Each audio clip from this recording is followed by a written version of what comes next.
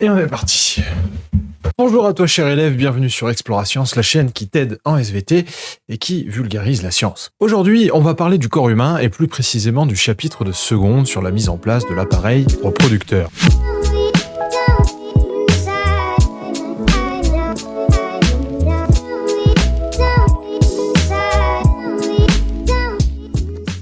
Pour commencer, il faut définir quelques termes qui vont être importants. Déjà, c'est la notion d'hormone. Une hormone, c'est une molécule sécrétée par une cellule dite endocrine, circulant dans le sang et agissant à distance sur un organe dit cible. Ensuite, c'est la définition de gamète. Un gamète, c'est une cellule reproductrice, donc un ovule pour le sexe féminin et un spermatozoïde pour le sexe masculin. Enfin, la définition de gonade, ce sont des organes pairs produisant des gamètes indifférenciées au départ, elles se différencient ensuite en ovaires ou testicules. Maintenant que tu connais ces définitions sur le bout du doigt, on va pouvoir commencer. Mais avant, pense à t'abonner et à appuyer sur le petit pouce qui est situé sous la vidéo. On va partir du tout début. Pour faire un nouvel être humain, il nous faut un spermatozoïde et un ovule. Génétiquement, le spermatozoïde peut posséder soit un chromosome X, soit un chromosome Y. Et de son côté, l'ovule, lui, il peut posséder donc un chromosome X uniquement. Si tu veux un petit rappel sur comment sont produits les gamètes et le lien avec leur génétique et les chromosomes, je te conseille ma vidéo, elle est juste là, en haut à gauche. Lors de la fécondation, il y a fusion des deux cellules reproductrices et formation d'une cellule œuf, qui va être soit XY,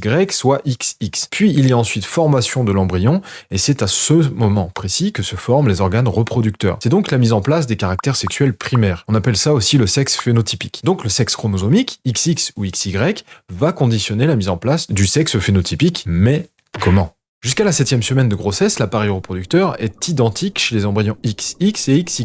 On l'appelle le sexe indifférencié. Les gonades sont elles aussi indifférenciées et on observe aussi la présence de deux types de canaux. D'un côté les canaux de Wolff et de l'autre côté les canaux de Müller, qui sont des sortes de prototypes un petit peu des futurs organes sexuels. Chez les embryons XY, c'est la présence d'un gène situé sur les chromosomes Y, appelé gène SRY, qui va permettre la différenciation des gonades en testicules et ces dernières vont ensuite libérer une hormone, la testostérone, mais également une deuxième hormone, l'AMH. D'une part, la testostérone va permettre le maintien des canaux de Wolff, qui vont différencier le sexe en sexe masculin. D'autre part, l'AMH va permettre la destruction des canaux de Müller et donc empêcher le sexe féminin de se mettre en place. Chez les embryons XX, pas de chromosome Y, donc pas de gène SRY, donc pas de testostérone ni d'AMH, et d'autres gènes, eux, vont s'exprimer et permettre à ce que les canaux de Müller restent en place, et c'est eux qui vont se différencier en sexe féminin. Les canaux de Wolff, eux, vont disparaître d'eux-mêmes et ne vont pas former de sexe masculin. Ensuite, le bébé, il va naître. Il va grandir. Arrive ensuite la période de la puberté. C'est à ce moment que l'appareil reproducteur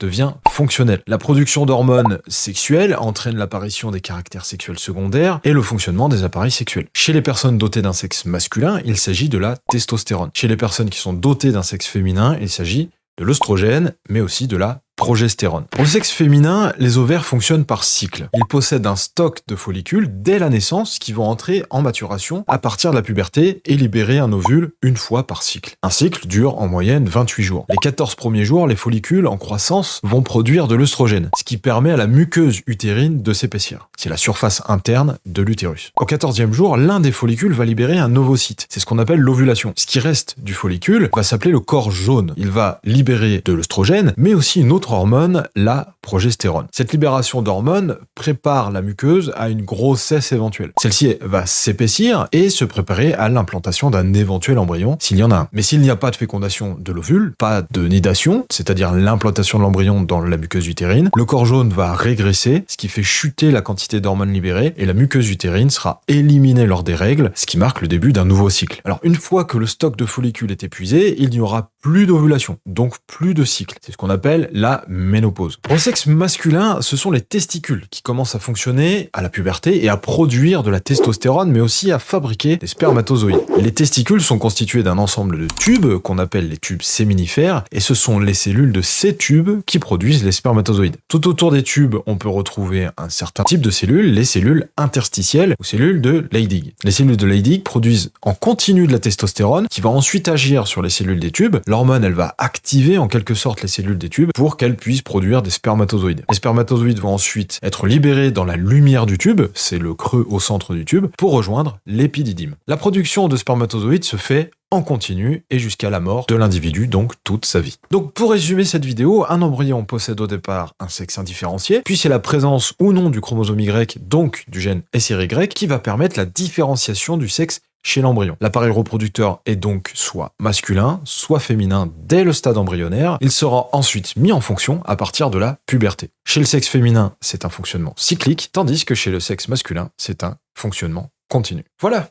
Donc si tu as apprécié mon contenu, n'hésite pas à me le faire savoir dans les commentaires et à t'abonner. Dis-moi en tout cas si au prochain contrôle à ce sujet, tu as bien réussi. Salut!